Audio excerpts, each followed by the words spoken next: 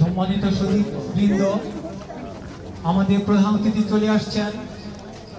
আমরা নেত্রকোনার দুর্গাপুরে হাজং সম্প্রদায়ের হারিয়ে যাওয়া সাংস্কৃতিক ঐতিহ্যকে ফিরিয়ে আনতে ক্ষুদ্র নৃগোষ্ঠীর কালচারাল একাডেমির আয়োজনে হাজংদের দেউলি উৎসব পালিত হয়েছে। সীমান্তবর্তী দুর্গাপুর ইউনিয়নের শ্যামনগর গ্রামে দিনব্যাপী দেউলি উৎসব উদ্বোধন করেন আদিবাসী লেখক ও গবেষক মতিলাল হাজং। পরবর্তীতে প্রদীপ প্রজ্বলন, দেউলি পূজা, আলোচনা সভা ও হাজং সম্প্রদায়ের ইতিহাস ঐতিহ্য তুলে ধরে সাংস্কৃতিক অনুষ্ঠান পরিবেশিত হয়।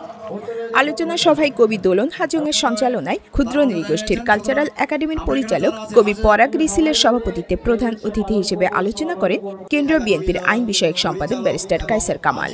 বিশেষ অতিথি হিসেবে আলোচনা করেন বাসসের ব্যবস্থাপনা পরিচালক মাহবুব মোর্শেদ, সহকারী কমিশনার মোহাম্মদ মিজানুর রহমান, বিশিষ্ট শিক্ষাবিদ এম এ জিন্না, বিশিষ্ট সংস্কৃতি কর্মী আব্দুল্লাহ আল মামুন মুকুল, জাতীয় হাজং সংগঠনের সভাপতি পল্টন হাজং, নারী নেত্রী সন্ধ্যা রানী হাজং, শ্যামনগর হাজং গ্রাম প্রতিনিধি সজল হাজং সহ বিভিন্ন হাজং সংগঠনের নেতাকর্মীগণ।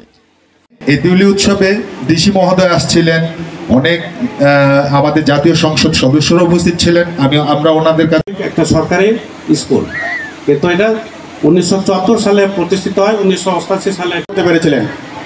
এই টঙ্ক আন্দোলন হাজংরা করে নাই, শুরু করেছিল মুসলিম কৃষকরা। হাজং ভাই বোন আছেন, এখানে মান্ডি ভাই বোন আছেন এবং 17-18 বছর পথহারা ছিলাম। সেই সময় আমরা দুর্গাপুর কলমাকান্দার মানুষ ওনার যথেষ্ট সহযোগিতা পেয়েছি। বিশেষ অতিথি হিসাবে উপস্থিত আছেন।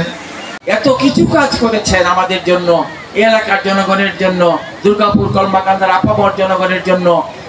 নেত্রকোনা এবং আমার সুনামগঞ্জের কিছু অংশে হাজংদের বসবাস। বাংলাদেশে 48টি উপজাতি এখনো আছে, কিন্তু সামনে আরো বড় কৃষি ভিত্তিক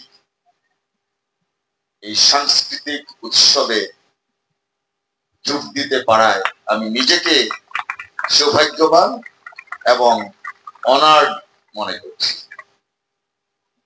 বিলিশিরি কালচারাল একাডেমি কর্তৃক আয়োজিত তোবরাক হোসেনের তথ্য ও চিত্রে আয়েশা আক্তার, চ্যানেল 21, দুর্গাপুর, নেত্রকোনা।